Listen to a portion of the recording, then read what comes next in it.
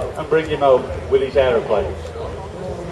But in the meantime, what we want to do, and what we are doing, is we're going to build a memorial to the Lytham St Annes Spitfire on the promenade in Lytham, and with your kind donations into one of our boxes, or perhaps if you'd like to purchase a 303 Spitfire bullet for £1.50, you can do so. Or if you have your own camera, for a donation of £5, you can sit in the cockpit, have your photograph taken, and we'll take the pictures for you with your camera, and you'll have a photograph that not many people in the world today have. Now, I'm going to say something in Great Britain. She spent 30 years outside RAF Hooton until some bright spark at the council, and we know that the councils are full of bright sparks, aren't they? Said, we don't need that anymore, somebody take a chainsaw to it and throw it in a skip. Fortunately, we intercepted that decision, and we rescued her, we've restored her, repainted her, we've even fitted her with real Spitfire wheels, tyres and undercarriage. And we've reinforced and laid out the cockpit so, as I say, you can sit in and have your photograph taken. You'll notice that Lucy has got 2 red squares on each wing. Behind each of those red squares you would find one of these.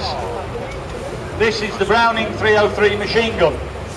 Now, during the Battle of Britain, the aircraft had 4 in each wing, 4 Brownings, each one capable of firing 320 rounds of ammunition, and they would fire them at the rate of 20 rounds per second. Now, if you want to see what 320 rounds looks like, there it is.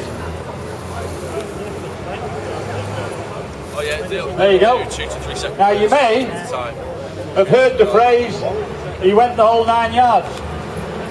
How did you go? Oh, well, he went the full 9 yards. Oh, right. Well, where did that phrase come from?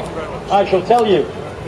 Not from this particular mark of Spitfire, but from later aircraft. If you actually measured the length of that belt, you would find it was 9 yards long. This one isn't, this is only 5. But it would be 9 yards long. And during the war, when they got on the tail of a bomber and they let rip with every single thing they'd got, they'd get back down and say, I say, chappie, did you get him? He said, oh yes, certainly did, gave him the full 9 yards. And there you go, that's where the phrase comes from, he went the whole 9 yards. Now, during the Battle of Britain, I say they had 4 of these in each wing, and they fire the Browning 303 bullet. There you are, I've got one there, you can see it, just about make that out, that's a bullet of the Browning 303. And at 20 rounds a second, that's the equivalent of throwing about a bag of sugar every second into an enemy aircraft. You think, well, hang on a minute, that'll do the trick, won't it? Well, it didn't. The Germans are very good engineers, they always have been, and they always will be. They built very good aircraft, and we could pummel them with these things, make them look like Swiss cheese, and they'd still carry on flying and get home. So they said, well, hang on a minute, we've got to do something about this. So they did. You'll notice Lucy has got these 2 protuberances, one sticking out of each wing.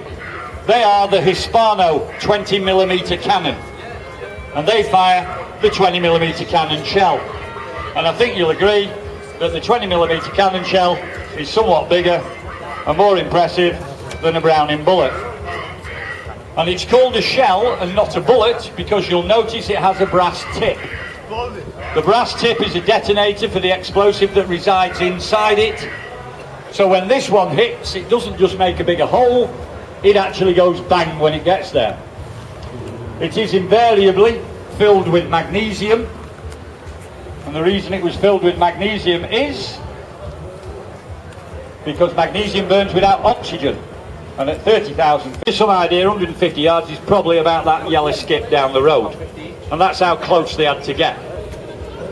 We met with 3 surviving Spitfire pilots last year, and every one of them said exactly the same thing, that with their hand on their heart in 1940, had they walked down the street and walked past a Luftwaffe pilot with whom they'd had a dogfight, they'd recognise him.